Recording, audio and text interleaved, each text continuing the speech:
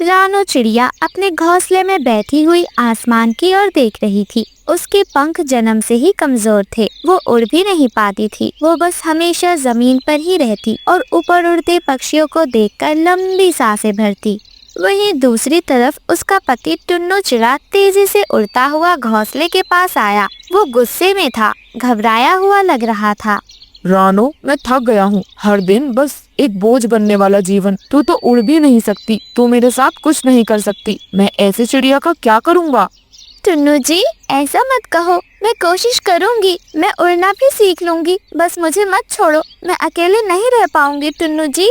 अकेली? तू पहले भी अकेली थी और अब भी अकेली है और हमेशा अकेली ही रहेगी। मैं एक उड़ने वाली ऊंची उड़ान वाली चिड़िया का साथ चाहता हूँ, कोई बोझ नहीं। आज के बाद मुझे ढूंढने की कोशिश मत करना रानो। इतना कहकर टुन्नू चिड़ा वहाँ से चला जाता है। वो एक बार भी रानो चिड़िया की ओर पलटकर नहीं देखता। उसके पंख हवा को चीरते हुए तेज जा रहे थे। वहीं रानो चिड़िया का दिल टूट चुका था। रानो चिड़िया अपने घोंसले के बाहर टुन्नू को जाता देखती है। वो फूट फूट कर रोने लगती है। रानो चिड़िया पानी पीने नीचे आई थी। उसने सोचा शायद ताज़ा हवा दर्द को हल्का कर देगी, लेकिन उसे ये नहीं पता था कि नया तूफान उसका इंतजार कर रहा है। ओहो, देखो देखो, अगली खबर सुनो जरा। टुन्नू चिड़ा अपनी सुंदर नई चिड़िया के साथ धूम मचा रहा है और यहाँ देखो हमारा उड़न रहित पक्षी रानो लंगड़ी बेचारी चुपचाप बस इधर उधर घूरती है। दिल भी नहीं लगता होगा घोंसले में अकेले। रानो बहन पति छोड़ गया या खुद भाग गया तुझसे? अरे उड़ नहीं सकती तो शादी क्यों की थी? किसी गोंगे से शादी कर लेती, रेंगता रहता धीरे धीरे तेरे साथ। ये कहकर कालू कौवा और गौरी कौवी जोर जोर से हंसने लग जाते हैं। जग्गू कौवा भी उसके साथ ही था। अपने माँ बाप को ऐसा करता देख वो भी हंसने लगता है। लंगड़ी लंगड़ी जमीन की मछली, चिड़िया नहीं जमीन की मछली हो तुम, हा हा हा हा हा। कृपया मेरा मजाक मत उड़ाओ। मेरे पास पंख नहीं है लेकिन दिल तो है। मैं भी इंसान या पक्षी की तरह महसूस कर सकती हूँ। मैं कोई बेजान खिलौना तो नहीं। मेरे अंदर भी सांसें हैं, दिल है, जज्बात है, उम्मीद है। अरे रानो, दिल उड़ता है क्या? उड़ान तो पंख से होती है। दुनिया में अपनी औकात देखना सीख लो पहले। आई बड़ी दिल है, दिल से उड़ेगी क्या? इतना सुनकर रानो चिड़िया की आंखें आंसू से भर जाती हैं, लेकिन वो कुछ भी नहीं कहती।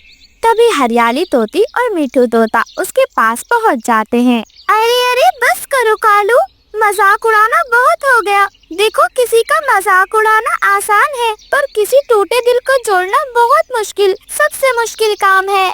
हाँ रानो, और तुम इसकी बात को दिल से मत लगाना। तुम कमजोर नहीं हो, बस तुम्हारी उड़ान बाकी है और हम उसे सच बनाएंगे। देखना तुम एक दिन जरूर उड़ोगी रानो। मेरे पास पंख नहीं है मिठू भैया, हरियाली बहन, मैं बस सबकी हंसी बन चुकी हूँ अब। नहीं नहीं रानो, उड़ना आसमान में नहीं दिल में होती है उड़ान तो। हाँ रानो बहन, हम तुम्हारी मदद करेंगे उड़ने में, तुम्हें चिंता करने की कोई जरूरत नहीं है। और फिर जंगल के सभी पक्षी अपने अपने घरों की ओर चले जाते हैं। रानो चिड़िया घोंसले में अकेली बैठी हुई थी। उसकी आंखों से लगातार आंसू बह रहे थे। तभी उसके दिल में उसकी माँ का ख्याल आता है। ये जंगल मेरे लिए नहीं बना। मुझे यहाँ से जाना होगा, अपनी माँ के पंखों में, उसके आंचल में, उसके साए में, जहाँ कोई मजाक नहीं, कोई ताने नहीं, अगर है तो सिर्फ प्यार। चली जाऊंगी अपनी माँ के घर। सुबह हो जाती है। रानो की रात बहुत मुश्किल से कटी थी। सुबह होते ही वो अपना सामान बांधती है और सीधे अपनी माँ के घर निकल जाती है। वो धीरे धीरे कूदती हुई अपनी माँ के घर की ओर बढ़ रही थी। रास्ता थोड़ा लंबा था, लेकिन रानो चिड़िया हार नहीं मानती। वो कूदते कूदते अपनी माँ के घर की ओर निकल जाती है और जल्द ही शाम तक वो अपनी माँ के घर पहुँच भी जाती है। रानो चिड़िया आंखों में आंसू लिए अपनी माँ के घर पहुँच चुकी थी। वो अपने आंखों में आंसू लिए अपनी माँ को गले लगाकर जोर जोर से रो रही थी। बेटी, दुनिया का ताना सबसे भारी होता है मेरी बच्ची, पर जो उससे लड़ जाता है वही बनता है असली बाज। माँ मुझे सबने छोड़ दिया। मैं अब बिल्कुल अकेली हूँ माँ, कोई नहीं मेरा उस जंगल में। मैं अब वहाँ वापस कभी नहीं जाऊंगी। नहीं नहीं मेरी बच्ची, अकेली नहीं, मैं हूँ और सबसे जरूरी खुदा है, तो खुद है। दुनिया तुझे धकेले तो गिर मत जाना बच्ची, तेरा फिर से खड़े होना ही तेरी असली उड़ान है। और उस रात रानो चिड़िया ने फैसला किया, अब वो खुद के लिए जिएगी, किसी दुनिया के पक्षी के लिए नहीं।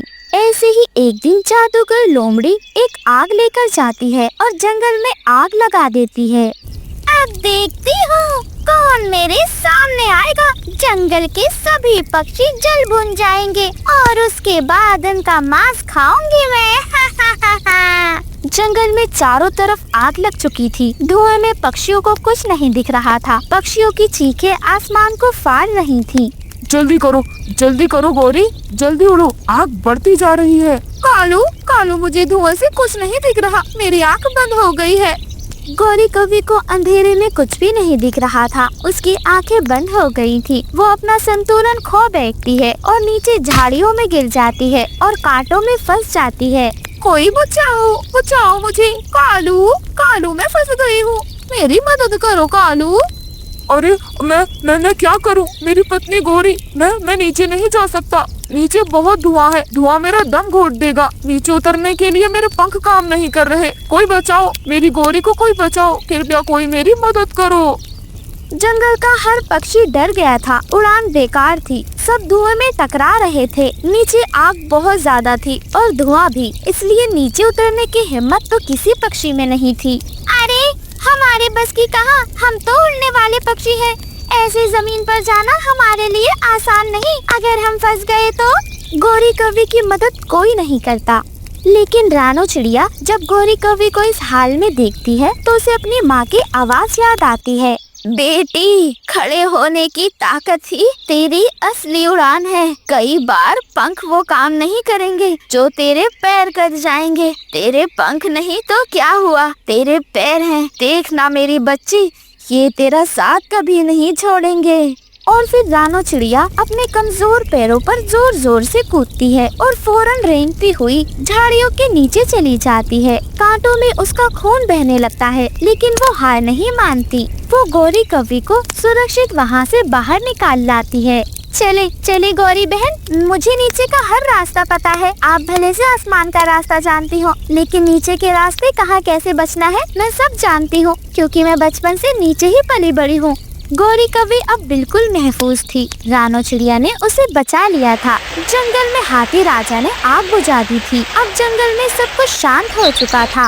अगली सुबह गौरी कवि रोते हुए रानो चिड़िया से माफी मांगती है। रानो मेरे तेरा मजाक उड़ाया, तू फिर भी आई मुझे बचाने। गौरी बहन, मजाक दिल को तोड़ता है, लेकिन मदद उसे फिर से जोड़ देती है। मैं उड़ नहीं सकती, पर किसी को गिरा भी नहीं सकती। जंगल के सभी पक्षी इकट्ठा हो गए थे। कालू कौवा अपना सर झुकाकर रानो से माफी मांगता है। रानो मुझे माफ कर दो। मैंने तुम्हारी सबसे बड़ी ताकत को तुम्हारी कमजोरी समझ लिया था। तुम इस जंगल की सबसे बहादुर चिड़िया हो रानो। हाँ रानो, आज मुझे समझ आया है, उड़ान पंखों से नहीं हिम्मत से होती है। आज तुम हम सबके लिए एक गुरु हो।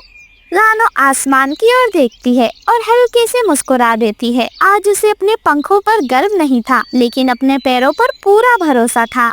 इस कहानी से जंगल के सभी पक्षियों ने सीखा, कमजोरी शरीर में हो सकती है, पर दिल। शाम का समय था। रानो चिड़िया अपनी 5 बेटियों को भोजन खिला रही थी। वो थोड़ी डरी हुई लग रही थी, क्योंकि उसके पति के आने का समय हो गया था। वहीं दूसरी तरफ टुन्नू चिड़ा गुस्से में उड़ता हुआ अपने घोंसले की ओर आ रहा था। उसके पैरों में कुछ भोजन था, जो शायद वो अपने और अपने बच्चों के लिए लाया था।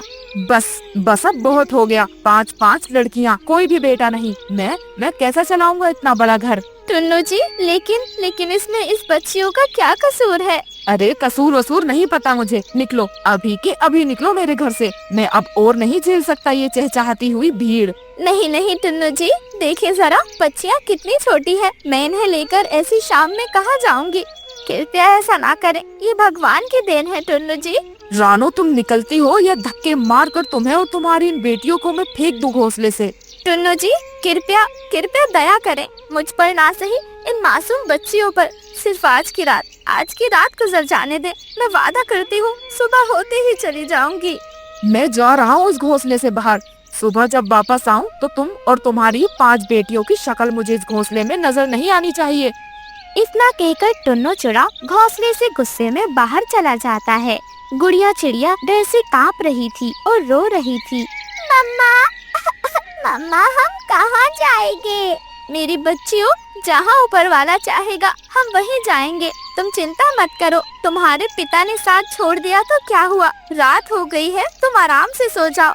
सुबह टुन्नू जी के आने से पहले हम यहाँ से निकल जाएंगे, बहुत दूर चले जाएंगे मेरे बच्चों, बहुत दूर। रात गहरी हो गई थी। छोटी छोटी बच्चियां भोजन करके सो चुकी थी, लेकिन रानो चिड़िया फूट फूट कर रो रही थी। उसे टुन्नू का